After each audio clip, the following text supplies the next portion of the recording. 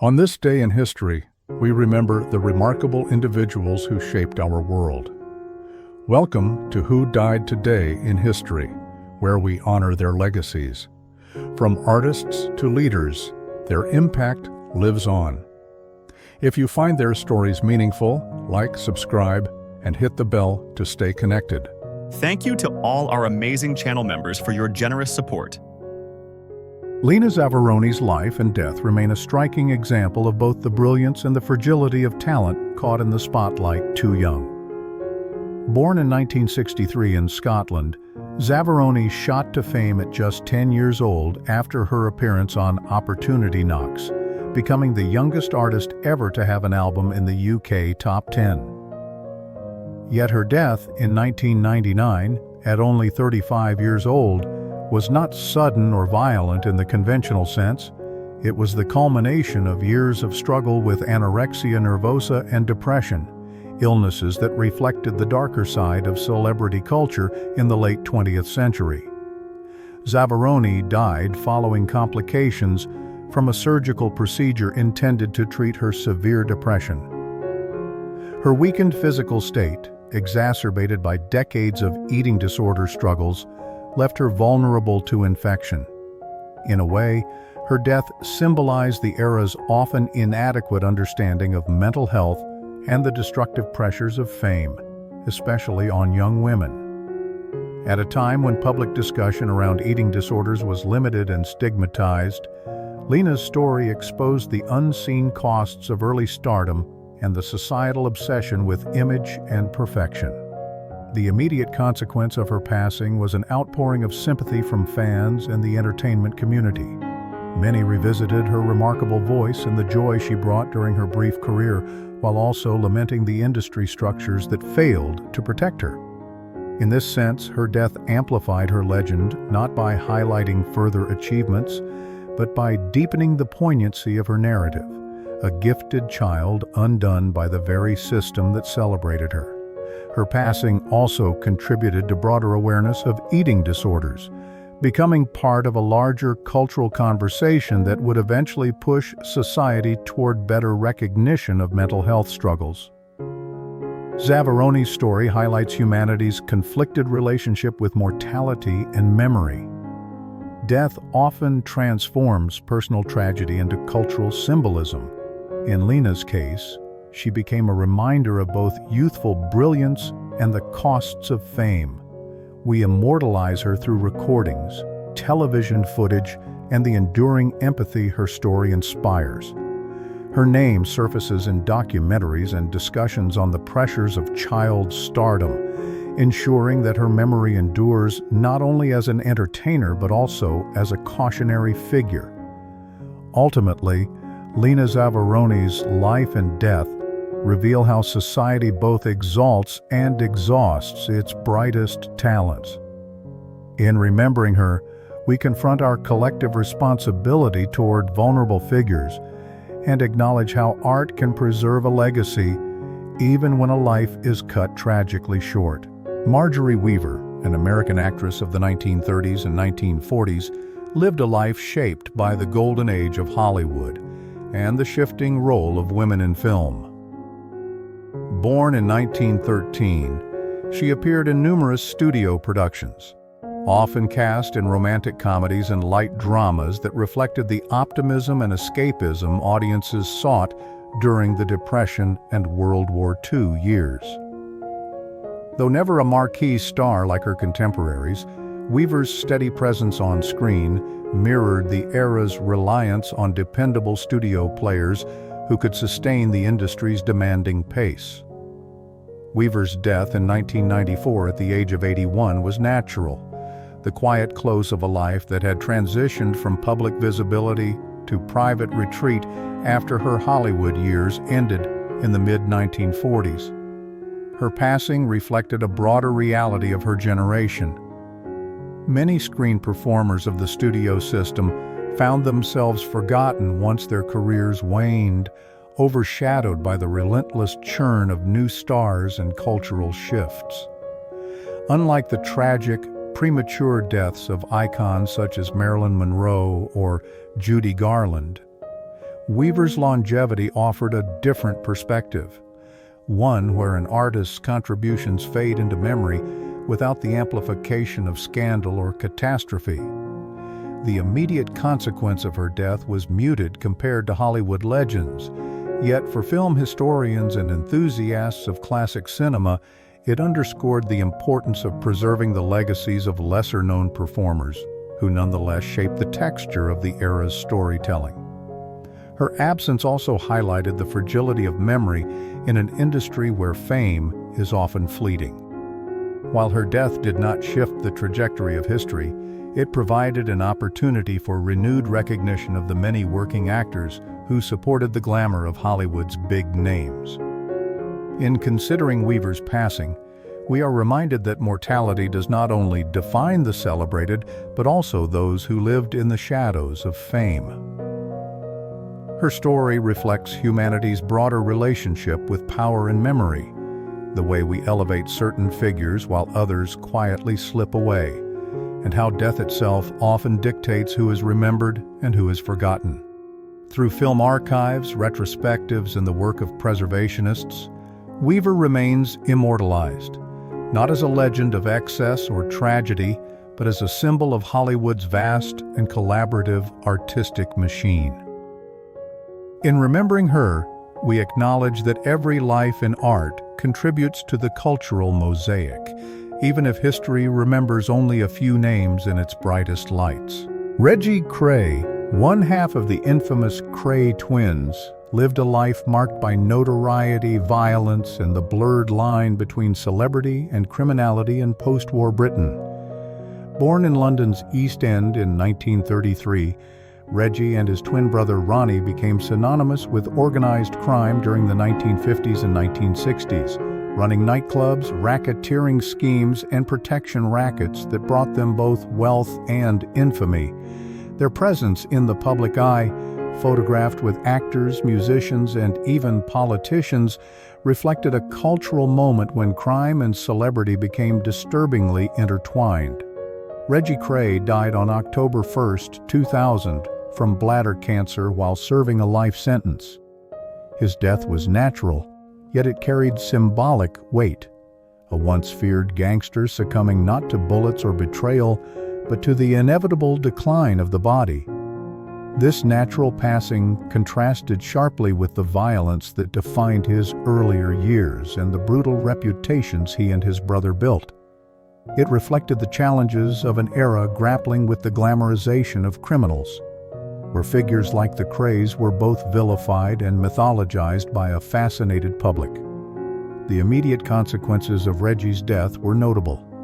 His funeral in London attracted crowds of mourners, including both family and those drawn by curiosity, underscoring how deeply the Krays had embedded themselves into British cultural memory. Media coverage revisited the twins' criminal empire, their ruthless violence, and the moral ambiguity of a society that once celebrated their celebrity status. For many, his death amplified the legend of the Kray twins, reinforcing their place in Britain's cultural imagination as symbols of both terror and twisted glamour. Reggie's passing reveals much about humanity's relationship with mortality, power, and memory. Despite his crimes, his funeral was treated almost like that of a folk hero, demonstrating the public's enduring fascination with figures who embody both rebellion and notoriety. His death did not shift history's course, but instead solidified the Krays as permanent fixtures in Britain's underworld mythology. We immortalize figures like Reggie Kray through books, films, documentaries, and even urban folklore. From the Krays to legend, popular culture continually reimagines their story, blurring fact and fiction. In remembering Reggie Kray, society reveals its complex impulse to both condemn and romanticize outlaws, ensuring that even in death, such figures remain larger than life. Olive Borden, once celebrated as one of Hollywood's most promising silent film stars, lived a life that mirrored the dazzling highs and devastating lows of early stardom. Born in 1906, she was nicknamed the Joy Girl after her breakout role in the 1927 film of the same name. With her striking beauty, charm, and comedic talent, Borden seemed destined for lasting fame. However, her career quickly faltered as silent films gave way to sound, and by the early 1930s, she had been dropped from major studio contracts. Refusing to accept lower-paying roles, she walked away from Hollywood at a time when the industry was becoming increasingly unforgiving to its former idols. Borden's death on October 1, 1947, was both natural and tragic, the culmination of years of hardship. She died at the age of 41 in Los Angeles of a stomach ailment complicated by malnutrition and the effects of long-term alcoholism. Once admired on the silver screen, she spent her final years destitute, working menial jobs and eventually living in a mission for the homeless. Her death reflected the darker realities of the Hollywood dream machine, the fragility of fame, the lack of support for fallen stars, and the stigma surrounding women who aged out of the entertainment spotlight in an era that prized youth above all else. The immediate consequences of her passing were muted. Unlike the glamorous tributes afforded to other stars of her generation, Borden's death went largely unnoticed by the film industry, highlighting how quickly the public could forget once beloved icons. Yet, over time, her story became a cautionary tale, symbolizing the fleeting nature of celebrity and the costs of resisting an industry that demanded compromise. Her death amplified her legend in a subtler way. She came to embody Hollywood's lost star narrative, a figure whose beauty and promise were eclipsed by tragedy. In later years, film historians rediscovered her work, ensuring that her contributions to cinema were not erased. Olive Borden's passing underscores humanity's uneasy relationship with mortality and memory. She reminds us that power, whether in politics or art, is often temporary, yet memory has the power to resurrect forgotten figures. We immortalize her through film archives, biographies, and retrospectives, keeping alive the image of a woman who embodied both the promise and the peril of Hollywood's golden age. In remembering Borden, we confront the costs of fame and the enduring human desire to find meaning in even the most tragic departures. Pierre Corneille, one of the towering figures of the 17th century French drama, died on October 1, 1684, at the age of 78. His death, attributed to natural causes after years of declining health, reflected the realities of an era in which longevity was rare and old age often carried isolation. Though not dramatic in circumstance, his passing nonetheless marked the symbolic end of a cultural epoch dominated by the grandeur of classical theater and the intellectual rigor of France's literary golden age. Corneille's career had been both triumphant and turbulent. With plays such as Le Cid, 1637, he revolutionized French drama, blending classical restraint with passion and moral complexity.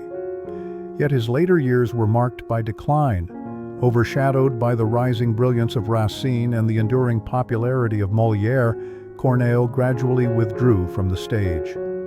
By the time of his death, he was a revered but somewhat forgotten elder, reflecting the harsh reality of shifting artistic tastes in a society where court patronage and favor dictated relevance.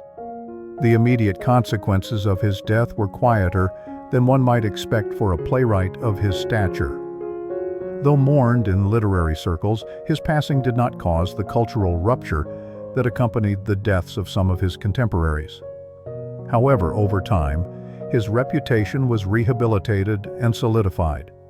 He came to be recognized as the founder of French tragedy, a dramatist whose works embodied the values of honor, duty, and moral conflict so central to 17th century French identity. Corneille's death amplified his legend in a different way, by allowing later generations to situate him within a lineage of national cultural heroes. His plays, once controversial, became touchstones of French classicism and were preserved in the canon of the Comédie Française.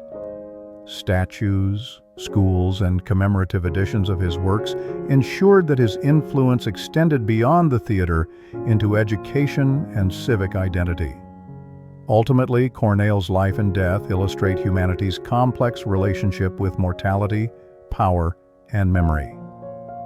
Though death may silence the artist, the works they leave behind often transcend time, becoming vessels through which future generations grapple with universal human questions. In memorializing Corneille, through scholarship, performance, and commemoration, society demonstrates how art serves as both a rebellion against mortality and a bridge across centuries. His quiet death contrasts with the enduring power of his words, reminding us that memory, not circumstance, is what secures immortality. E.B. White, the beloved American essayist and children's author, died on October 1, 1985, at the age of 86. His death came after a long struggle with Alzheimer's disease, a natural but difficult decline that robbed him of the clarity of mind that had defined his life's work. This ending reflected a challenge deeply resonant with the late 20th century, the confrontation with degenerative illness in an age when longer lifespans often brought the burden of memory loss and frailty. For an author who gave the world enduring meditations on language, nature, and childhood wonder, the gradual fading of his own mental faculties carried poignant irony. The immediate consequences of White's death were felt most strongly in literary and cultural circles. Tributes poured in from writers, critics, and readers who had grown up with Charlotte's Web, Stuart Little, and The Trumpet of the Swan. These works had already become fixtures of American childhood, but his passing underscored their timelessness, confirming his status not just as a writer for children, but as a shaper of moral imagination. His essays for The New Yorker and his revision of William Strunk Jr.'s The Elements of Style also ensured his influence over generations of writers and students. His death amplified his legend by sharpening the contrast between human mortality and artistic permanence. While Alzheimer's disease eroded his personal presence, the clarity, wit, and simplicity of his prose lived on, uncorrupted by time. In this way, White's passing symbolized a broader 20th century value, the belief that literature and education could outlast individual decline, offering continuity in the face of loss. In memorializing E.B. White, society turned to his words. Schools and libraries commemorated him through special editions of his books, while his essays remain widely read as models of clear, thoughtful expression. His characters, Charlotte, Wilbur, Stuart, have been immortalized through film, theater, and art, ensuring his stories remain alive for children who never knew his era. White's death reveals the deeply human tension between fragility and permanence. Mortality may strip away the individual, but memory and art preserve their essence. By cherishing his works, we affirm literature's role as a vessel of immortality, bridging the distance between life and legacy.